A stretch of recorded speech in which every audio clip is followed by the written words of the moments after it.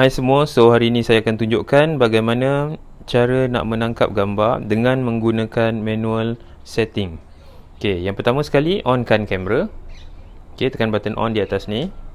Okey, kemudian tukarkan mode kepada manual setting. Okey. Alright, seterusnya kita setting di bahagian aperture terlebih dahulu. Okey, untuk memastikan gambar, jika kita nak gambar di bahagian belakang tu blur, okey, kita gunakan aperture yang nombor kecil tapi aperture besar. So kita pusingkan aperture kepada f2 contoh macam dalam video ni. Okey, f2. Jika kita naikkan aperture gambar akan lebih gelap. Jadi sekarang ni saya akan gunakan f2 lah. Okey, untuk mendapatkan background yang blur. Tekan separuh, half shutter. Okey, untuk mendapatkan fokus yang betul. Okey, seterusnya kita set bahagian ISO.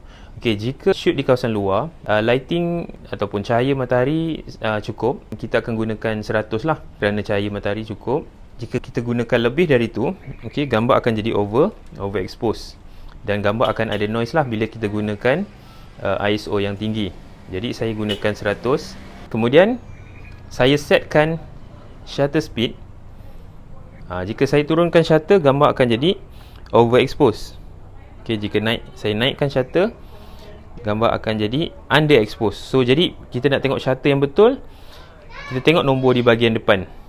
Okey, contohnya macam sekarang saya gunakan 1250. So kalau dapat lihat dekat skrin tu, dekat light meter tu ada plus minus tu. Okey, plus minus tu 0.0.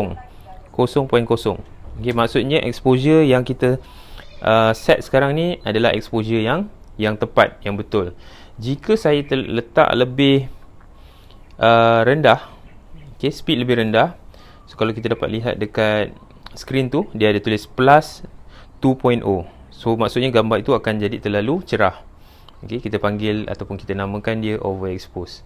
Jika kita letakkan speed terlalu tinggi, okay, dia akan efek kepada setting juga.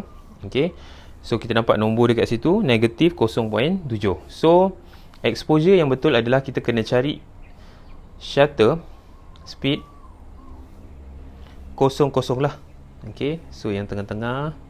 So kita tengok mana yang sesuai. So tekan half shutter dulu untuk mendapatkan dia punya setting dia. Okay, so kita tengok mana yang sesuai. Okay, so yang paling tepat setakat ni adalah satu shutter 1250, aperture f2.0 dan ISO 100. Okey, itu adalah setting sebenar.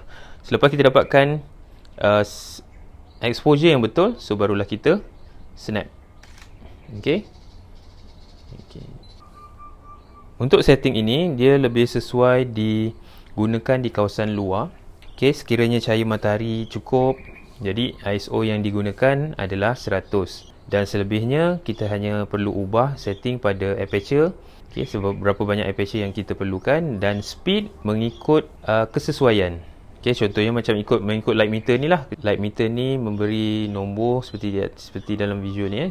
0 plus minus 00 tu maksudnya dia punya exposure tu tepat lah.